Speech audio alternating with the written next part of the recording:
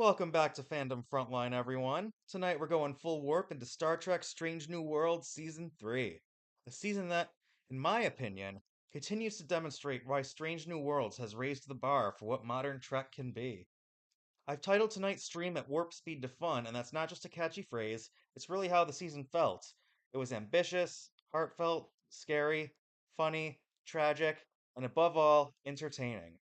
I'll break it all down: the overall shape of the season, character arcs, the themes of identity and belonging, the risks the show took with genre, and of course that finale: new life and new civilizations.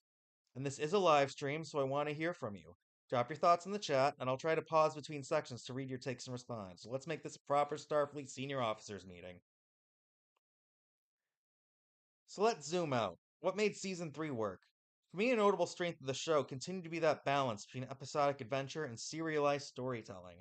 As many fans of the show no doubt love to mention, classic Trek was mostly episodic, and modern Trek often leans hard to serialization.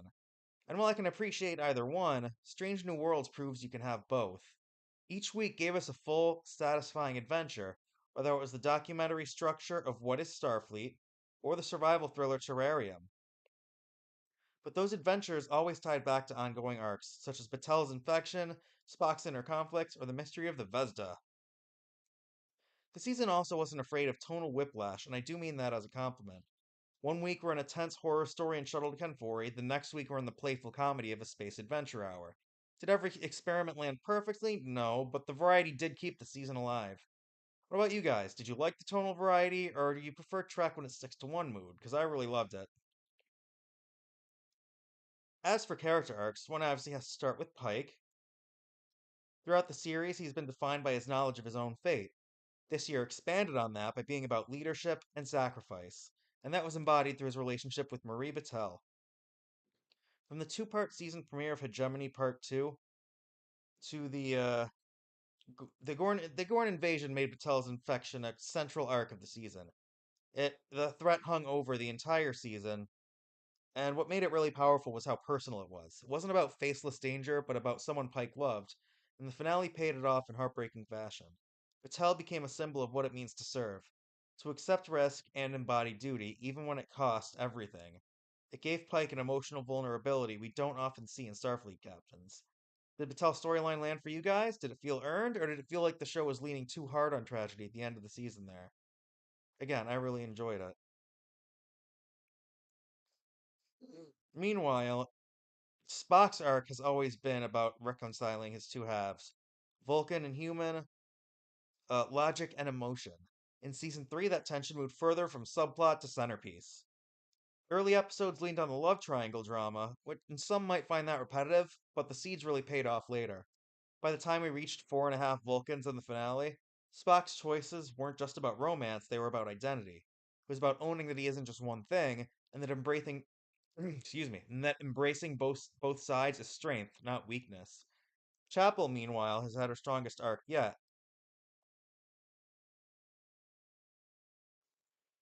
Through the Lens of Time gave her a devastating storyline with Corby. And Gamble's fate, that horrific body horror moment where his eyes are completely blasted out, it worked because the show took time to make us care about him. Chapel's grappling with morality and memory grounded the sci-fi horror episode in something deeply human.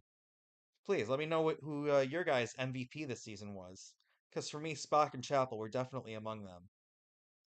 Then we have the rest of the ensemble. Una's stoicism was tested when she encounters an old ex, while An kept wrestling with her scars but grew in her trust. Uhura matured further into the bridge officer we know she'll be.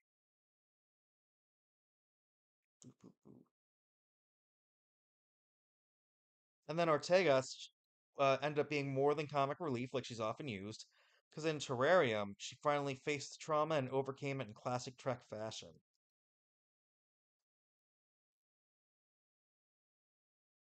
Then, of course, there's Kirk. The Salat who ate its tail gave us a compelling glimpse of him stepping towards captaincy. He's not quite the mythic figure of the original series, but you can see the potential for him to become that.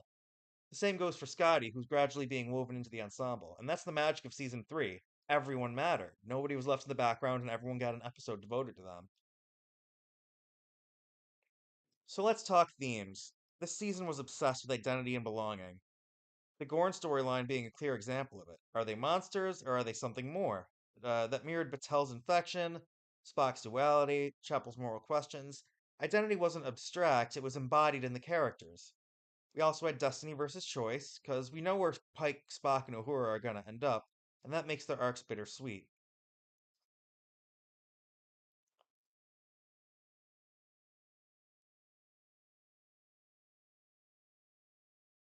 They were safe and survive. It was safe that they were going to survive, but it was tragic in the struggles we see them endure. Others, Ortegas, Patel, and La'an, don't have that protection. Their futures are unknown, and that kept us on edge. Until they get a conclusion like Patel's did. Then there's genre. We had horror and Shuttle to Kenfori and Through the Lens of Time. We had comedy and A Space Adventure Hour and Four and a Half Vulcans.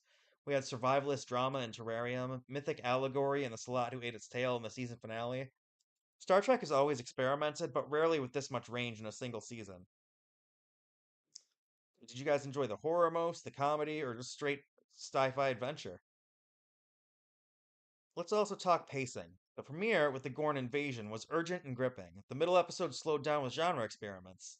Did it dip? Sometimes, but even the lighter episodes carried emotional weight. Then there was the spectacle. The show looks gorgeous. The effects, the body horror sequences, the balance between retro Trek aesthetic and modern polish makes it look amazing. Through the Lens of Time was terrifying, the slot who ate its tail felt mythic, and the finale gave us scale without losing intimacy. And there was the risk. The show took a lot of risks. Horror isn't easy in Star Trek, and neither is comedy. Being too close to canon stories risked alienating fans, but most of their gambles paid off. They made the season unpredictable and alive. Then there's the finale, New Life and New Civilizations. It wasn't just a season finale, it was a culmination of everything that's gone before it. The Vesda storyline was resolved, Tell's fate was revealed, and most importantly, Spock and Kirk shared their first mind meld. It wasn't just fan service, it was the forging of a bond that defines Trek itself. What made the finale so strong was how it shared the spotlight. Every crew member mattered. It wasn't about one hero saving the day, it was about the whole crew coming together, a family. And it left the door open. Not everything was solved, and that's not a flaw. That's the promise of more discovery, more identity exploration, and more adventures. Now, before I switch entirely over to taking questions, I did want to bring up some interesting comments the showrunners Akiva Goldsman and Henry Alonso Myers made in an interview after the finale. So here's what they had to say. Give me just one moment here. All right, so the first thing they were asked was if they knew it would be the culmination of Patel's arc from the start. And Akiva Goldsman said, yeah, that they knew it from the beginning. They said they built the one season arc in their endless desire to put Pike through anything and everything. They give him a whole life just to take it away from him. And you could tell from the beginning of the season that in hindsight, I should say, you could tell that the pieces had always been laid for where her story ended up ending. And then they were asked if they were it was essentially commented on that the heartbreaking end of the season was also really necessary. And Henry Alonso Meyer said that they'd been looking for a way to do some version of the TNG episode, The Inner Light. It ended up following the natural emotional drive of the show, and they kept working on it till it made them cry. Then they were asked what they wanted to do with that relationship leading up to this season, and Goldsman said that from the pilot they really enjoyed working with Marie Batel's actress, Melanie Scafaro. Uh, they said that working with Pike is challenging because they know that life for him is going to end pretty quickly.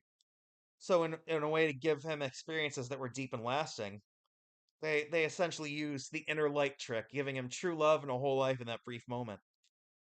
Being asked how we're going to see this affecting Pike going forward, Myers said, every season shapes the characters, and you don't want to lose that. You want to build on it, and that was their intent.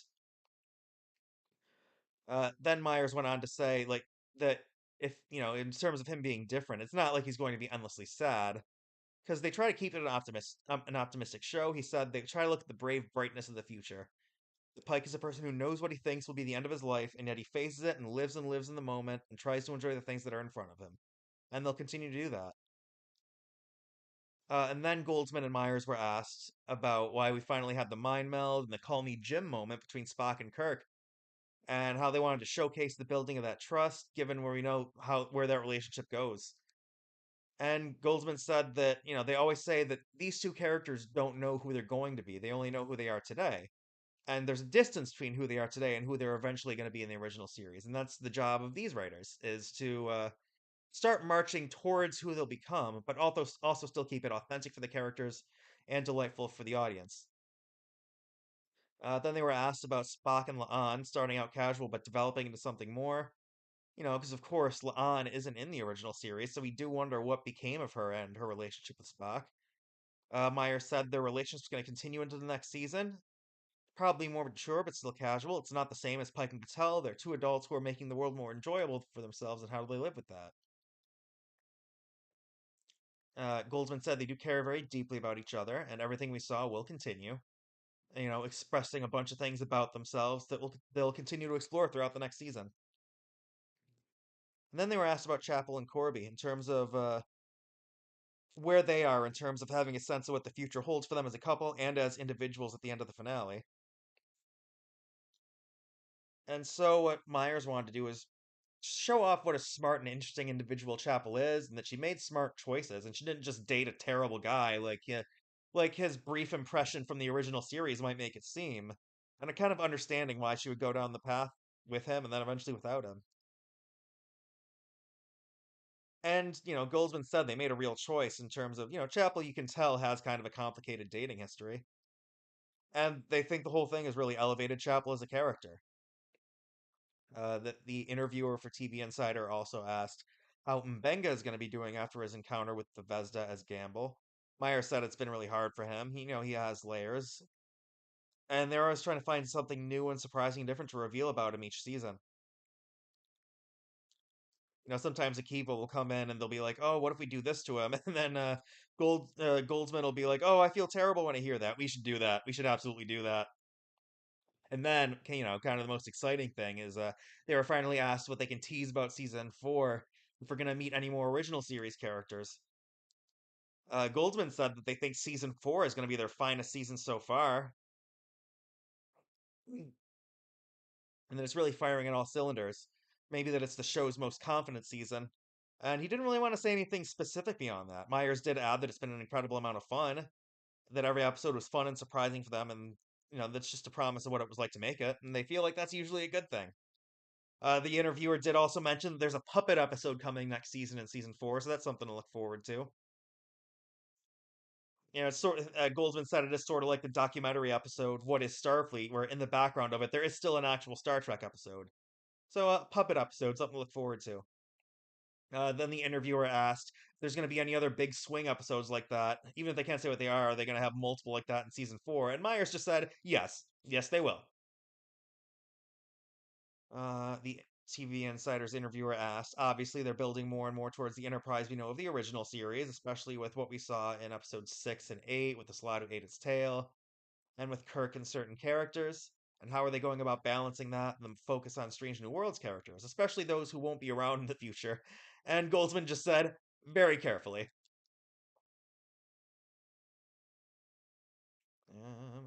They were also asked if Carol Kane will continue to be special guest stars, and Goldsman said yes. They were asked about if we're going to see Spock's brother Cybok again. Meyer said they don't want to promise anything, but it is something they've been discussing internally for quite some time. And all they can say is that we haven't heard the last of him. And they don't want to say anything else beyond that. So, suffice to say, we'll have plenty to look forward to in season 4 next year. It doesn't look like we have any questions in the live chat, but I do have a couple lined up here, so I'll start answering those. Um, oh yeah, I was asked what was my favorite episode of the season and why, and that would very much be the Salat who ate its tail. The Kirk episode focusing on what he's going to be like as a captain, I think that's very exciting. Then I was asked which character had the strongest arc, and,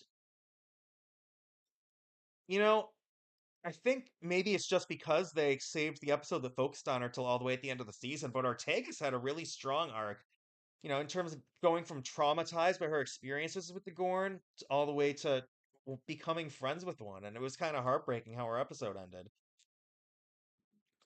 I think La'an also had a really interesting trajectory as well. A lot of depth there. I think there's more to learn. Obviously, even though it's just a couple of episodes, Kirk is, every time he has a major role in an episode, he seems to become closer and closer to the captain the Enterprise is eventually going to have. Someone asked which character I think deserved more screen time. Oddly enough, I'd actually say Pike. Considering that he is the central character of the show, I think Captain Pike could have used at least one more episode focused entirely on him.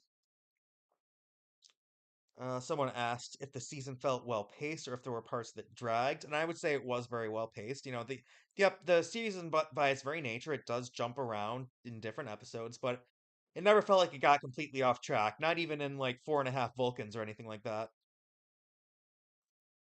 And then I was asked which moment hit me the hardest emotionally.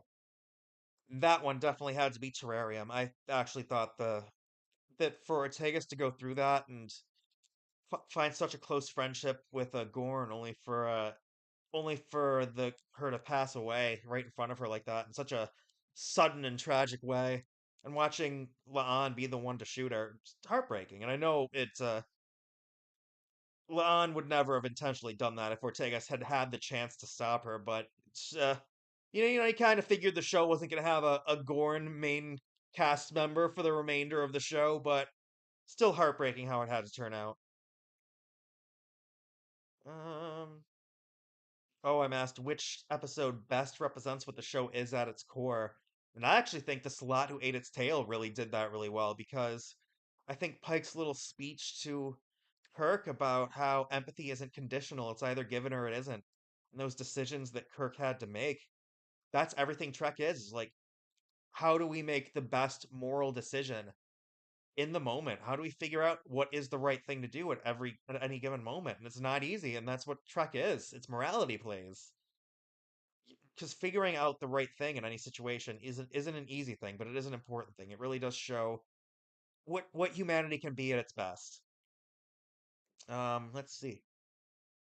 Did the season finale feel like a satisfying payoff? And I'd say it absolutely did. It felt like it had a lot of closure. Like they really wanted to tie off a lot of the loose ends from previous seasons, and I think that's going to set us up for an even more compelling seasons 4 and 5. We only have 16 episodes left of Strange New Worlds, and that'll be it. And I was asked, how does this season compare to the previous ones? Better, worse, or just different? And I would say just different.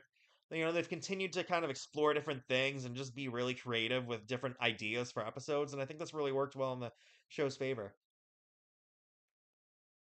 And let's see, I'm asked if there was a moment that felt like pure fan service, and the mind meld scene in the finale is absolutely pure fan service, especially with the whole "Call Me Jim" thing. But despite being fan service, I think it worked really well. I mean, that's the whole series is fan service. It's an immediate prequel to the original series. It's what we're here for. Um. Oh, then I'm asked if Marie Batel's arc from her infection to her destiny in the season finale landed emotionally for me, and it was poignant. It was everything Star Trek is. Batel choosing to, give it all up in the name of what's best for the greater good. Like that again, that's everything Trek is all about. People making the right moral choices, even if it involves sacrifice. Her duty to the greater good. It was a really beautiful thing, and I think that's going to be important for Pike moving forward. And let's see. Spock's identity struggles were central this year. Did his arc feel fresh or repetitive? And I'd say his arc absolutely felt fresh. He's always going to have that problem reconciling his two halves of human and Vulcan. And I think that's what makes the character, I wouldn't even just say interesting, but maybe the most compelling Star Trek character there is. Maybe even more so than any of the captains. I feel like Spock is a character that people have always come back to. You could even say that he almost single-handedly represents everything that Star Trek is about. Balancing our logic and our emotion, like that is how we make the best decisions. That's how we figure out what is the right thing to do, not just for ourselves, but for everybody. Let's see. Oh, here's a good question. Did the Salat who ate his tail convince me that Kirk is ready to become the captain we know he'll be? And I would not say he's entirely there yet, but I think that was his first trial by fire, and I think by the end of Strange New Worlds, he will fully be the Kirk that we recognize from the original series. And I think that's what makes it most interesting. So I would not say ready now, but definitely took a huge step towards getting there. Let's see. Was Gamble's gruesome fate becoming the Vesda one of the most shocking Trek moments in recent history? The most shocking, no, but I was really kind of stunned to see this really interesting, kind character they introduced, and they very cleverly introduced in an earlier episode before making their big turn with him. And I thought that was really clever, and it did get a little shock out of me. I got asked here if Terrarium was an effective way to give Ortegas her spotlight, and it absolutely was. That is one of the best single character focused episodes we've gotten from Strange New Worlds. And every so often, a Star Trek show will do that where an episode focuses just entirely on one of the main cast members. And, Melissa Navia just did a great job carrying it. Let's see. Oh, someone else asked, did Space Adventure Hour and Four and a Half Vulcans strike the right balance between comedy and seriousness? I would say Space Adventure Hour definitely did a great job balancing comedy and seriousness. Four and a Half Vulcans, I enjoyed the lightheartedness. I think they were definitely pushing what some people are okay with for comedy. For me, I enjoyed the goofball nature of it. I loved Patton Oswalt's character, Doug, a Vulcan named Doug, and his the idea of the human name, his sister Susan or whatever. I thought that was classic, and it's okay for there to be a completely comedic Trek episode because we've had those before. And like I said, it's all about experimenting with genre.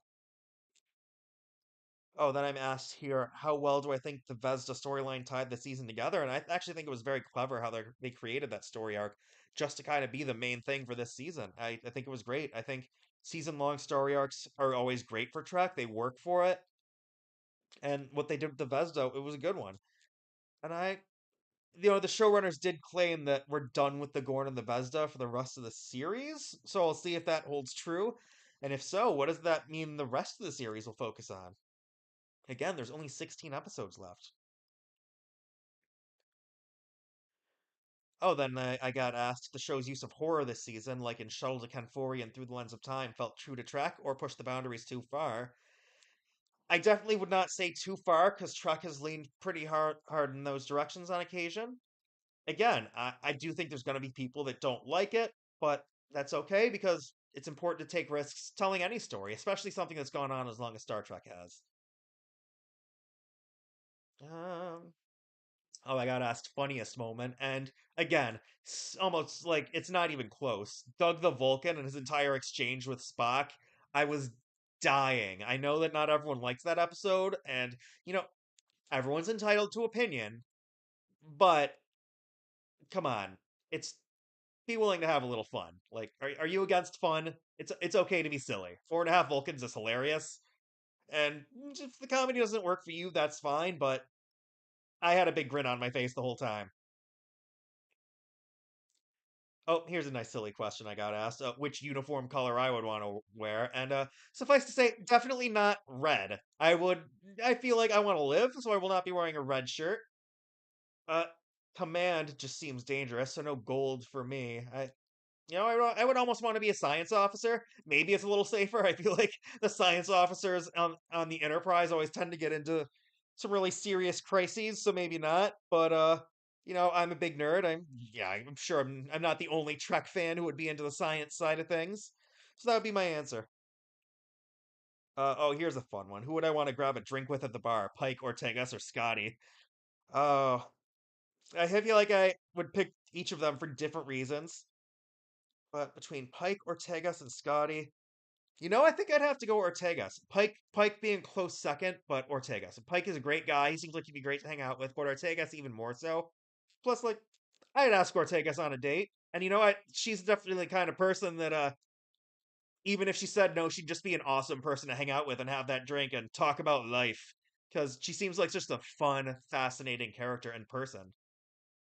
Pike would also be a phenomenal choice as well. He always just whenever he speaks, whenever Anson Mount is just on screen delivering dialogue, like it's compelling. He's someone you would want to hear talk and have a conversation with.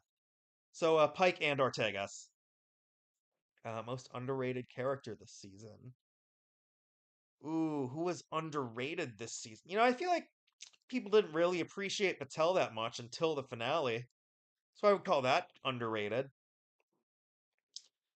If I could bring back one-off character, who would it be?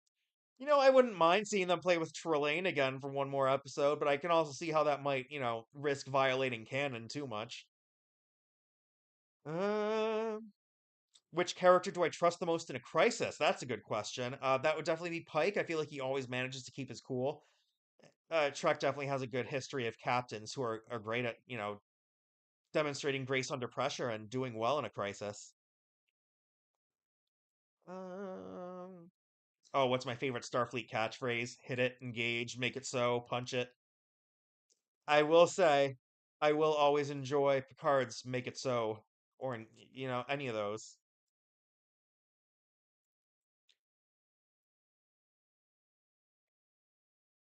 And then, which holodeck or adventure style episode concepts would I want them to do next season?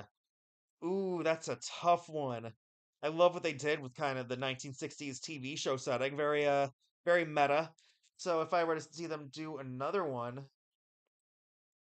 I'd actually love to see sort of an anthology series about different people in different parts of Starfleet just doing their own holodeck adventures and seeing what sort of shenanigans they would all get into.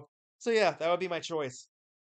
So there you have it. And I think that's all the questions. I don't see anyone in the live chat, and that's all right. This is still very much a test run to see how my live streams go and how much interest I can gather. But there you have it. That's Star Trek Strange New World Season 3. Was it perfect? No, but it was ambitious, it was heartfelt, it was fun. It really reminded me why Star Trek endures. So thank you for joining me here on Fandom Frontline. And don't forget, we've got Starfleet Academy Season 1 just a few months away. And we have 16 episodes left of Strange New Worlds remaining. That's seasons 4 with 10 episodes, and then season 5 with the final 6 episodes. So until Starfleet Academy premieres, live long and prosper, and I will see you guys next time.